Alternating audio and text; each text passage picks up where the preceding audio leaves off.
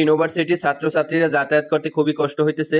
আসসালামু আলাইকুম গাইস, আশা করি সবাই ভালো আছেন। আপনাদের দোয়ায় আমিও ভালো আছি। আপনাদের মাঝে নতুন একটি ভিডিও নিয়ে হাজির হলাম। আপনারা দেখতেছেন রাস্তার কি বেহাল অবস্থা। আর এই রাস্তাটা বেহাল হওয়ার কারণ হলো ফ্লাইওভার উন্নয়নের কাজ চলতেছে শহরের ভিতরে। আমরা সবাই চাই শহর উন্নয়ন হোক, বড় বড় ফ্লাইওভার হোক, তাতে মানুষের চলাফেরায় সুবিধা অসুবিধা যাতায়াত সব দিকেই সুবিধা হবে। এখন হয়তো আপনারা দেখতেছেন ক্ষণিকের জন্য কিছু কষ্ট হতেছে যাতায়াতের জন্য। আপনারা লক্ষ্য করলে দেখতে পারবেন এখানে স্কুল, কলেজ, ভার্সিটি, ইউনিভার্সিটির ছাত্রছাত্রীরা যাতায়াত করতে খুবই কষ্ট হইতেছে। এর মধ্যে আপনারা লক্ষ্য করলে আরো দেখতে পারবেন পুরো রোড ব্লক হয়ে রয়েছে, গাড়ির জ্যাম পড়ে। এই অবস্থায় মানুষ চলাচল করাটা খুবই ঝুঁকিপূর্ণ। তারপরও কিছু করার নাই, সবাই জীবনের তাগিদে পথ পাড়ি দিয়ে চলতে হয়। কেউ অফিসের কাজে, কেউ ব্যবসার কাজে। আর ছাত্রছাত্রীরা স্কুল কলেজের উদ্দেশ্যে ঝুঁকি নিয়ে চলাচল করতে হয় রোডের সাইড দিয়ে। আর আপনারা দেখতেছেন রোডের যে অবস্থা, মনে হয় যেন বর্ষাকাল চলে আসছে, বর্ষাকালের মতো। এবং আপনারা আরো দেখতেছেন কি বড় বড় বিশাল বিশাল পিলার মাটি খনন করে বসানো হচ্ছে।